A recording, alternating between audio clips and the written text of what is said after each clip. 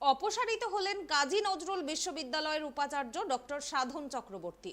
শনিবার তাকে অপসারণ করেন পশ্চিমবঙ্গের রাজ্যপাল তথা আচার্য সিভি আনন্দ বোস। বিশ্ববিদ্যালয়ের রেজিস্ট্রারের তরফে ইমেল মারফত সাধনকে এ বিষয়ে অবহিত করা হয়েছে বলে বিশ্ববিদ্যালয় সূত্রে খবর। রাজ্যপালের সিদ্ধান্তে কার্যত খুশি বিশ্ববিদ্যালয়ের আন্দোলনকারীরা। আন্দোলনের 60 দিনের মাথায় অপসারিত হলেন কাজী নজরুল বিশ্ববিদ্যালয়ের উপাচার্য সাধন চক্রবর্তী।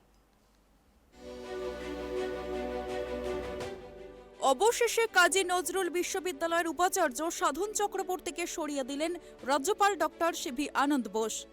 দুর্নীতির অভিযোগে তার বিরুদ্ধে 60 দিন ধরে আন্দোলন করছেন বিশ্ববিদ্যালয়ের শিক্ষক কর্মচারীরা। আন্দোলনকারীদের অভিযোগ, দুর্নীতির সঙ্গে যুক্ত উপাচার্য। সমস্যা মেটাতে বারবার আন্দোলনকারীদের সঙ্গে বৈঠক করলেও সমাধান সূত্র মেলেনি। শেষমেশ তাকে উপাচার্য থেকে সরিয়ে দিলেন রাজ্যপাল। শিক্ষা দপ্তর এই বিষয়টা কিভাবে গুরুত্ব দিচ্ছিল না, তাই কর্মচারী ও শিক্ষক কর্মীরা রাজ্যপালের শরণাপন্ন হয়েছিলেন। আন্দোলনের 60 দিনের মাথায় অপসারিত হলেন কাজী নজরুল বিশ্ববিদ্যালয়ের উপাচার্য সাধন চক্রবর্তী। শনিবার রাজ্যপাল সিভি আনন্দ বোস উপাচার্যকে তার পদ থেকে অপসারিত করেন। বিশ্ববিদ্যালয়ের রেজিস্ট্রারের তরফে ইমেল মারফত সাধনকে এই বিষয়ে অবহিত করা হয়েছে বলে বিশ্ববিদ্যালয় সূত্রে খবর। রাজ্যপালের সিদ্ধান্তে কার্যত খুশি বিশ্ববিদ্যালয়ের আন্দোলনকারীরা। বহুদিন ধরেই বিশ্ববিদ্যালয় প্রাঙ্গণে আন্দোলন চলছিল। গত 14 মার্চ থেকে উপাচার্যের বিরুদ্ধে দুর্নীতির অভিযোগ তুলে তার পদত্যাগের দাবিতে অনির্দিষ্টকালের জন্য আন্দোলন শুরু করেছিলেন শিক্ষক, শিক্ষাকর্মী, আধিকারিক এবং ছাত্রছাত্রীদের বড় অংশ। আন্দোলনকারীদের অভিযোগ ছিল, বিশ্ববিদ্যালয়কে দুর্নীতির আখড়া করে রেখেছেন উপাচার্য। তাদের সঙ্গে সরব হয়েছিলেন রেজিস্ট্রারও। সেই কারণেই তাকে বরখাস্ত করা হয়েছিল। পরে হাইকোর্টের নির্দেশে রেজিস্ট্রার চন্দন কোনারকে তার পদে বহাল করা হয়। তাদের আরও অভিযোগ, বিশ্ববিদ্যালয় ক্যাম্পাসে নির্মাণ কাজের জন্য বহু মূল্যবান গাছ কেটে বিক্রি করা হলেও কোনো হিসাব নেই।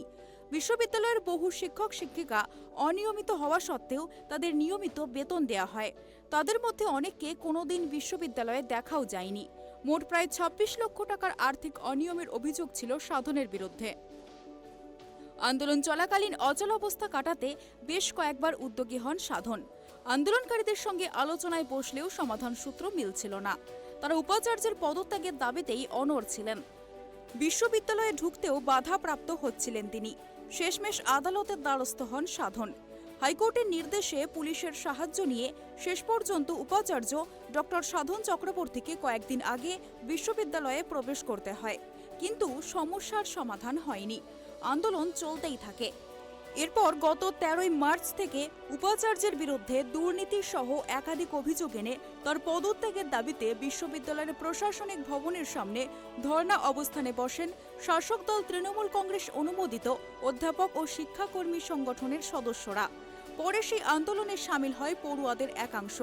এই আন্দোলনের মাঝে দুবার উপাচার্য বিশ্ববিদ্যালয়ের চত্বরে এসে প্রশাসনিক ভবনে ঢোকার চেষ্টা করেন, কিন্তু আন্দোলনকারীদের বাধায় দুবারই তাকে ফিরে যেতে হয়। এই আন্দোলন তোলার আবেদন কর্ণপাত করেনি আন্দোলনকারীরা। কর্মচারী ও শিক্ষক কর্মীরা রাজ্যপালের শরণাপন্ন হয়েছিলেন। অবশেষে আন্দোলনকারীদের দাবি মেনে এদিন উপাচার্যকে অপসারিত করলেন রাজ্যপাল। Bureau report, tribe TV.